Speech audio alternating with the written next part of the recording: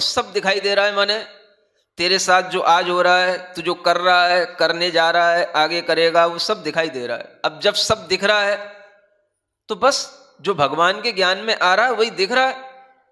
अब हम अपनी आप से परेशान हो, अपनी आकांक्षाओं से परेशान हो, तो इससे क्या मिलेगा?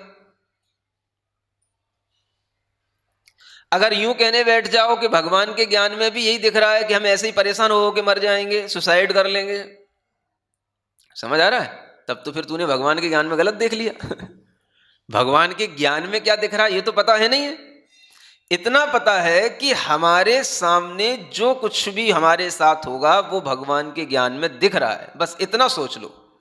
और इतना सोच करके वह व्यक्ति बिल्कुल निश्चिंत होकर के बैठ जाए, बस तब भगवान की भक्ति करना शुरू करे। समझ आ रहा है?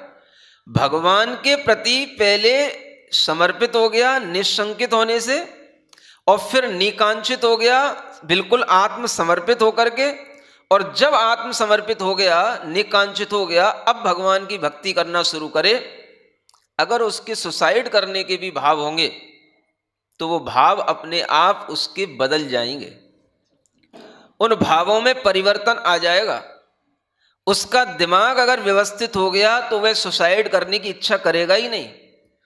भगवान के ज्ञान में क्या दिख रहा है ये तो हमें नहीं मालूम, लेकिन अगर हम भगवान के सामने अच्छे ढंग से बैठ गए और भगवान के प्रति समर्पित हो गए तो आप कभी भी अपना आत्मघात करने की प्रक्रिया अपनाओगे ही नहीं। समझ आ रहा है? बस इतना ही ज्ञान जरूरी है। इससे नहीं कि हे भगवान मुझे सुसाइड करने का भाव हो रहा है, मैं जा रहा हूं, आपके ज्ञान में भी ऐसे दिख रहा है कि मैं सुसाइड करके ही मरूंगा। तो इसका मतलब है तुझे भगवान के प्रति भक्ति, समर्पण, जहां समर्पण हो गया तो फिर इच्छा नहीं। जिन इच्छाओं से परेशान हो रहा है उन इच्छाओं को भगवान के चरणों में छोड़ दिया, फिर उसके बाद में भक्ति होना शुरू होती। आप देखोगे जब भी आप भगवान की भक्ति मन से करना शुरू करते हो, इच्छाएं आपको डिस्टर्ब करने लग जाती हैं। जहां पर आपका मन लग रहा होगा, जिस विषय में आपके दिमाग में कोई अड़चन होगी, जो चीज आप प्राप्त करने की इच्छा कर रहे होगे नहीं हो पा रही होगी, उसी में आपका दिमाग बार बार जुड़ेगा। समझ आ रहा है? और मन आपका भगवान की भक्ति से बार बार हटेगा। लीनता नहीं आ पाती। क्यों नहीं आ पाती? क्योंकि इच्छाएं हमारे समर्पण भाव को क्या कर देती हैं? एक तरीके से डिस्टर्ब कर देती हैं। समझ आ रहा है?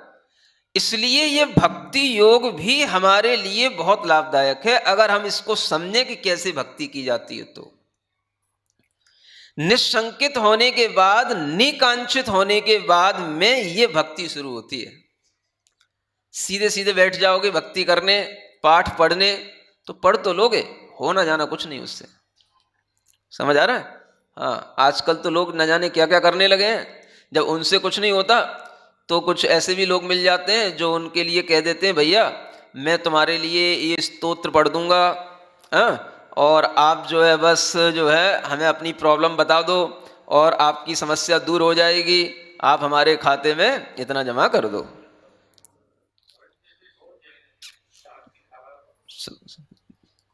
समझ आ रहा है?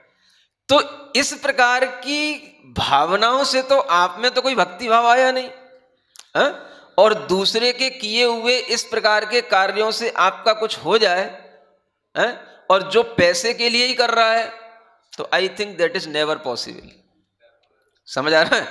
पैसे से जो कर रहा है उसके लिए भी भक्ति नहीं, और वो भक्ति से किसी का कोई हित कर भी नहीं सकता। समझ आ रहा है? क्योंकि ये क्या व्यापार हो गया?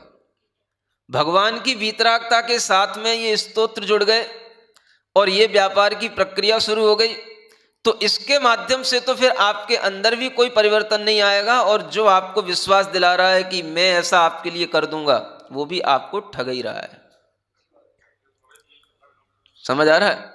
ये बड़ी विचित्र बातें हैं, लेकिन आपको ये ध्यान रखना है कि हम अगर खुद भक्ति करेंगे तो हम फल प्राप्त करेंगे, और खुद भक्ति करने के लिए हमें पहले निशंक होना पड़ेगा, निकांक्षित होना पड़ेगा, निसंक और निकांक्षित होने के साथ ही भक्ति शुरू हो सकती है, अदरवाइज नहीं।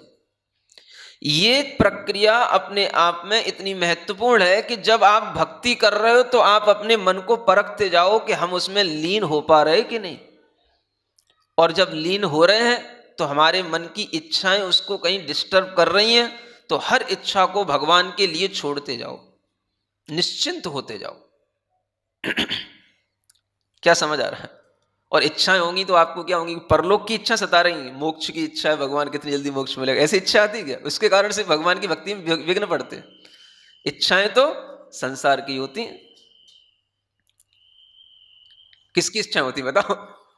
है? और संसार की इच्छा करने वाला निकांक्षित कभी हो नहीं सकता, और निकांक्षित हुए बिना कभी भी वो सम्यक दृष्टि नहीं हो सकता, और कभी वो भगवान की भक्ति करने का पात्र नहीं बन सकता। ये कितनी अच्छी चीजें हमें शुरुआत से सिखाई गई आचार्यों ने दी कि सम्यक दर्शन का मतलब है इन निशंकित और निकांक्षित अंगों से युक्त होना। बाकी के अंग तो और बात के अपने आप हो जाएंगे। अगर ये 2 अंग आ गए तो सब आ जाएंगे, आप चिंता नहीं करो। समझ आ रहा है? वो सब हो जाएगा अपने आप।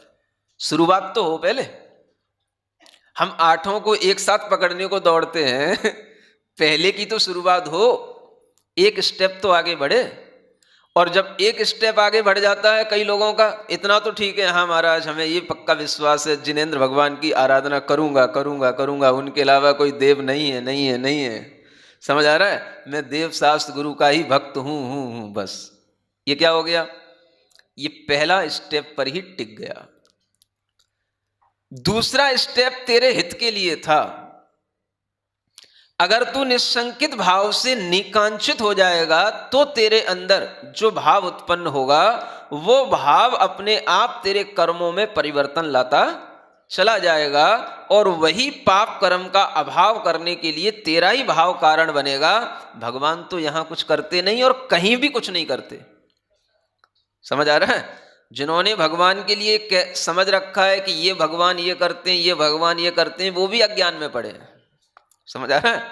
हाँ, कुछ बच्चे कुछ बड़े, आपके भगवान तो कुछ करते ही नहीं है, शांत बैठे रहते हैं, हाथ पे हाथ रखे, इसलिए जो भगवान हमें देते हैं उनके पास जाते हैं। तो ये भी एक गलत, एक रॉन्ग कॉन्सेप्ट ही कहलाता है। उनके मन के अंदर ये मिथ्या धारणा पड़ी हुई है कि ये भगवान देते हैं। कोई भगवान किसी को कुछ नहीं देता, कोई भी भगवान नहीं देता, जगत का कोई भगवान नहीं देता।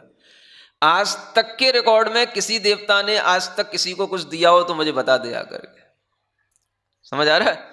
सब कुछ व्यक्ति अपने कर्म से, अपने भाव से, अपने पुण्य से प्राप्त करता है, और ये सब जगह सिखाया जाता है, हर धर्म में सिखाया जाता है ये बात।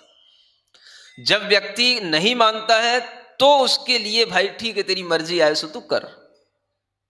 लेकिन जो किसी भी संप्रदाय के लोग हों, हिंदू धर्म में भी, क्रिश्चियनिटी में भी, हर धर्म में ये बात जो धर्म को जानने वाले लोग हैं उनको पता रहती है। अंत में वो यही कहते हैं, देख भगवान कुछ नहीं देता, तेरा कर्म ही सब कुछ तेरे लिए देता है। ये बात अल्टीमेटली आई जाती है सामने।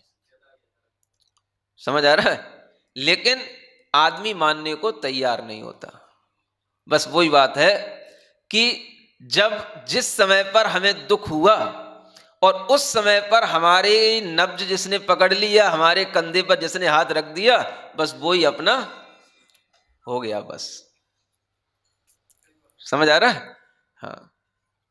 अब उस समय पर अगर मान लो अपने घर का कोई नहीं था तो घर का तो दुश्मन हो जाएगा, लेकिन जो पराया था वो इतना अपना हो जाएगा कि इसने मुझे मेरे दुख में सहयोग दिया।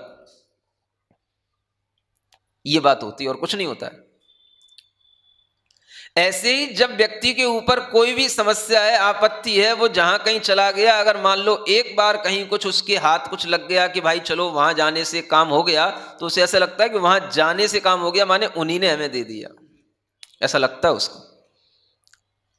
और जब ये भाव बन गया तो हमेशा के लिए वो जो है लाइन से हट गया। अब वो कभी निशंकित नहीं हो पाएगा जिंदगी भर, अब वो कभी सम्यक रास्ते पर नहीं आ पाएगा जिंदगी भर, अगर एक बार गलत लाइन पे चला गया तो। क्योंकि उसकी धारणा में वो बात बैठ गई कि मेरा काम इससे हुआ था। ऐसी ही गलत धारणाओं में पड़ करके व्यक्ति अपना पूरा का पूरा जीवन बर्बाद कर लेता है। सही पथ पर आकर के भगवान के विषय में भी निशंकित होकर के सही ढंग से भगवान को न जान करके दुखी ही बना रहता है। निशंकित होना इसलिए जरूरी।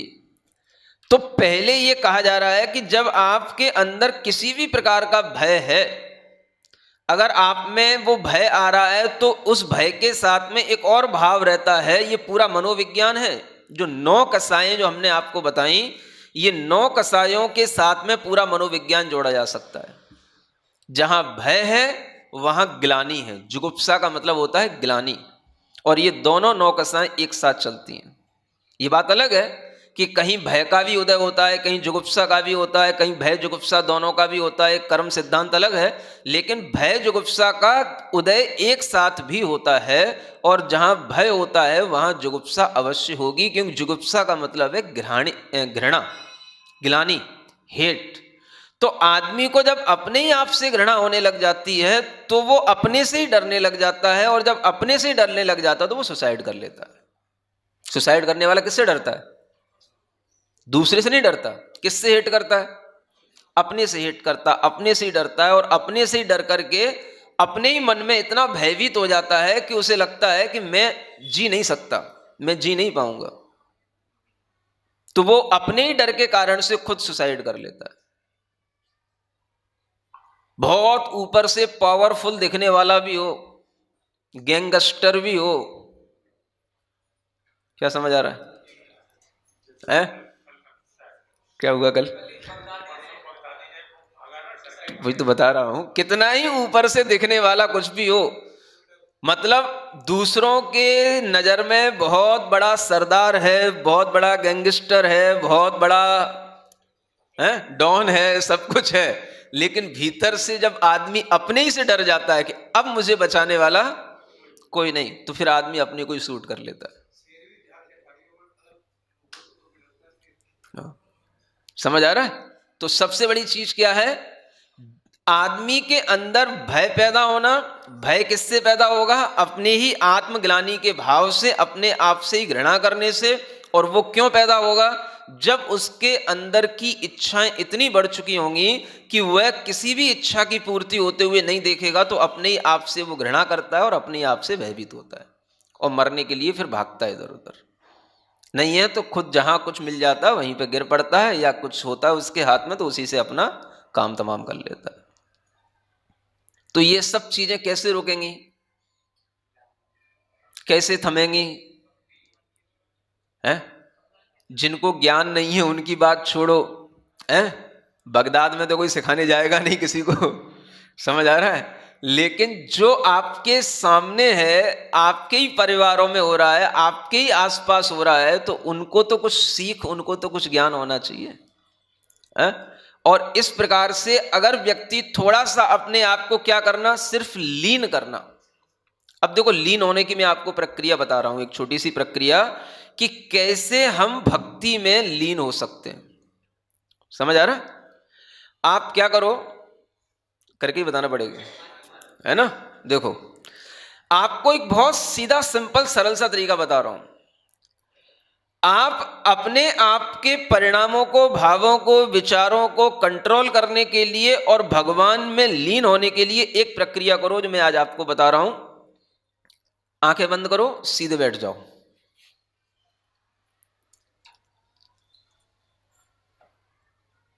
गहरी लंबी श्वास लो।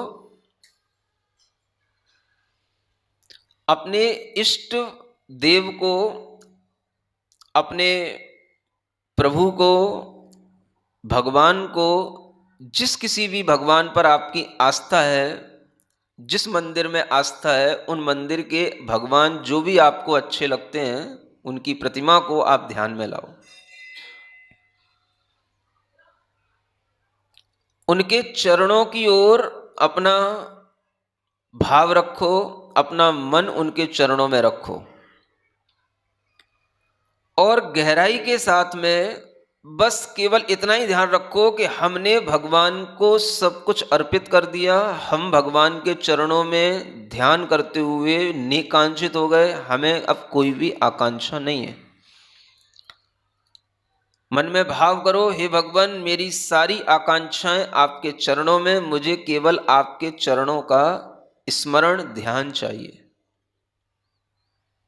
फिर भी आपके मन में जो विचार आते हैं उन विचारों को दूर करने के लिए अपना ध्यान ओम और अरहम की ध्वनि पर लगाओ। अपने मन को बिल्कुल ओम और अरहममय ध्वनि के माध्यम से करो। 108 बार मैं ओम और अरहम का स्मरण कर रहा हूं, आप केवल बस ओम और अरहम में ही लीन होने की कोशिश करना, और मन अगर तीसरी जगह भटके तो बस अपने आप को भगवान के चरणों में देखना।